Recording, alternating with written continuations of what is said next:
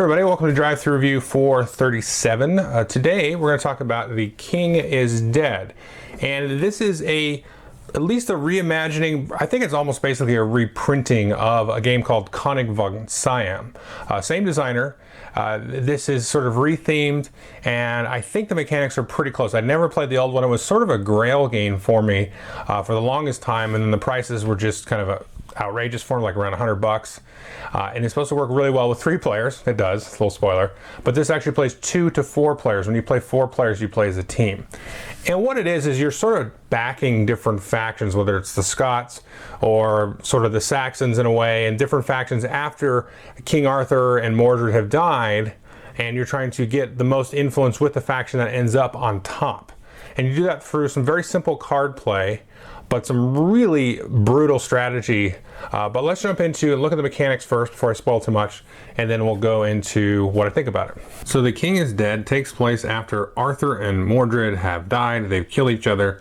There's no longer a ruler in Britain, and the factions of the Scots, the Welsh, and the Romano-British are vying for control. Meanwhile, the Saxons are coming to invade from across the sea. Now, the game plays 2 to 4 players. If you play 4 players, it's actually as teams. You'll sit across from your teammate, and if one of you wins the game, then both of you win. And each player will get an identical hand of 8 cards. You can see these here with different colored backs. And each of these will have a variety of different actions, and these are all the cards you get for the game. And I'll talk about more how these are played in a second. And then you'll go ahead and set up the board. Here we can see a map of Britain. You'll shuffle up the different region cards. There are 8 regions, and then you'll lay them out in the different slots along each side of the board. And then we'll draw cubes from this bag and randomly place 4 in each of the different regions. Now, some of the regions you can maybe see here have different faction symbols. They'll start out with 2 matching their color, and then 2 more random. And then each player will draw 2 random cubes, and these will be the influence that the players start with backing either of the factions. So you can see this player starts with 1 blue Scots faction,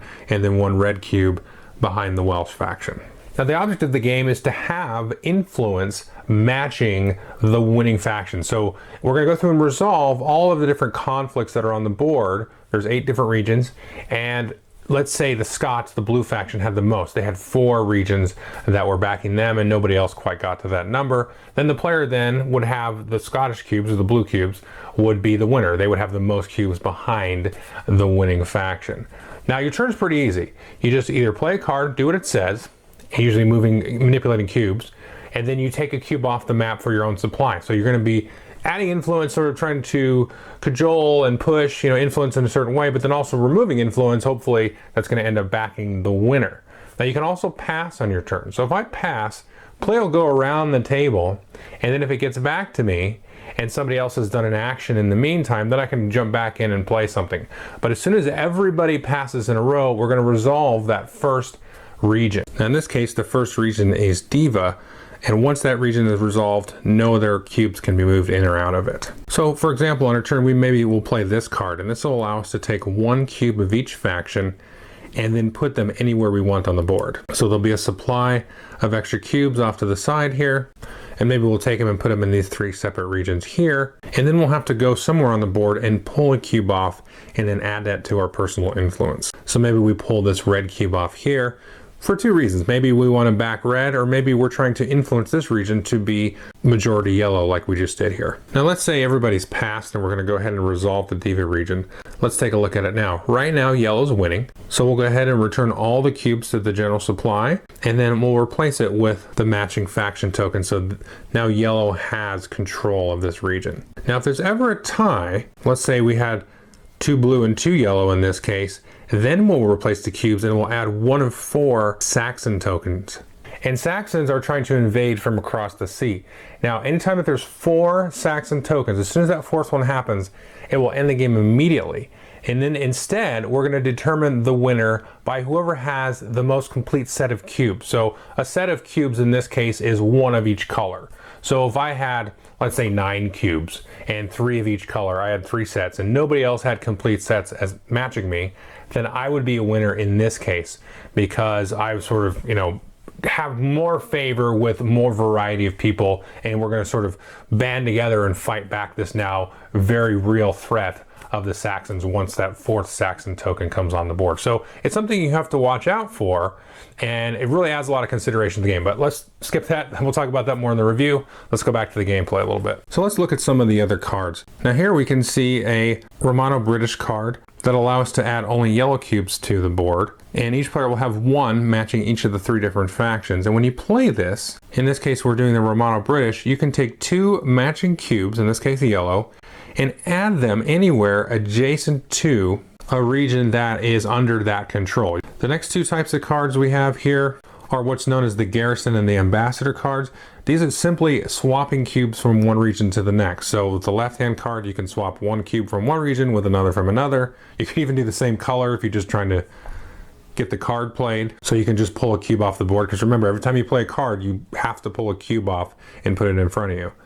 And again, the right-hand side is you take 2 cubes from one region, swap it with 1 from another region. Now the final type of card is this crown card. And this actually allows you to swap the order of the region cards and resolve them differently. So let's say we hadn't yet resolved Diva. We can go ahead and swap this card with maybe the number 7 card, for example. And so now Aqua Sulis will be resolved next, and Diva's been pushed way down the pack. Now after you do that, you have to take crown marker and put it on one of the cards that you swap, and that card can no longer be manipulated. It's stuck in the position where it is. So I gotta say, this works best as a 3 and 4 player game. It works just fine as a 2-player game, and I really do enjoy it. It's just that there's so many 2-player games of this kind of thing. You know, this is sort of in the Twilight Struggle vibe, but you know, obviously a lot quicker and lighter.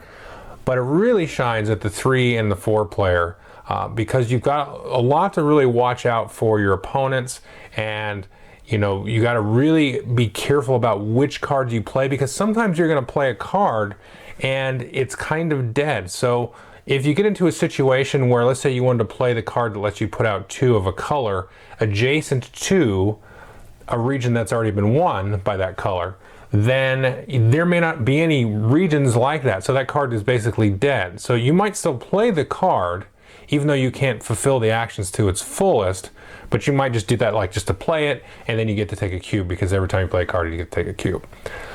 So there's a lot of really sort of step-by-step thinking that you have to hedge your bets against, and then as sort of the game unfolds, you can really start to see who is going to be winning the game, but there might still be some tricks and manipulation that you can do to divert that. So it's very hard to kind of explain it because it's super, super dry, and without just showing you like 400 examples of play, then you know you're not really going to get that. But it's a brain burner, but it still plays very quick. Now the team game is super interesting because you sit across from your opponent and you can't speak to each other. You have to sort of suss out who's doing what. Now you win if your teammate wins, and vice versa. So as the landscape starts to develop on the board, you might see, well, he's got a lot of blue. So I'm kind of like, I got reds and yellows, maybe 1 blue, and I'm kind of tied with Billy over here, and we're going to be fighting it out. So if I can manipulate the board to be a bunch of blue, let him save his action cards, and then he can kind of go in at the end and just gobble up all the blue, and now we've sort of established blue as a stranglehold, and then he's just kind of chasing influence at that point. So you have to do that all without really telling the other person that. So it really reminds me of like Teach You or something, or some kind of trick-taking game where you're sort of, you know, you're kind of telegraphing to your partner what to sort of go after and what to back. And you know, you might say, you know, you won't say it out loud, but you might say, you go after the blues, I'll go after the reds, we'll lock those in, and then maybe we'll try to keep up, and you know, there's some tiebreakers and things like that can happen. So maybe you get a few yellows and stuff. So I feel like I'm not conveying the game at all very well, because it is dry and it's purely strategic. I mean, everybody's got the same set of cards.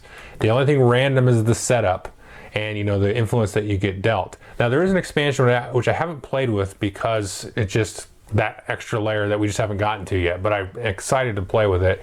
And it has these black cubes, which are like these neutral sort of leftover Mordred faction that kind of gums up the works.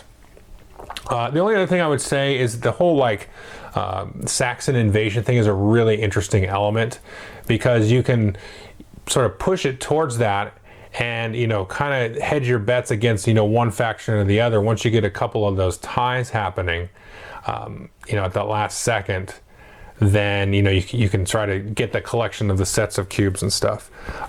So very interesting game. It's really, really fun. I know I'm coming off like super mechanical and just talking pure numbers, but this is a game I've really enjoyed. We've really had a good time with it, and it's very fun to kind of see the strategy just kind of evolve or devolve over the course of the game, because once you set the game up, it's wide open. You know, you have your starting influence, you know, you got that to go on, and then just as the boards take shape, you kind of try to be a little bit, you know, foxy about what you're trying to do at the beginning, but then after time evolves, you've really got to chase down one kind of victory condition or the other, or try to prevent.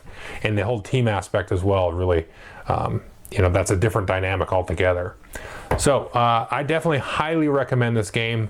I don't know if I said this at the beginning, but Konig von Siam was a sort of a grail game of mine, and it's glad to see this in print now, because you can pick this up pretty cheap, like 20 or 25 bucks.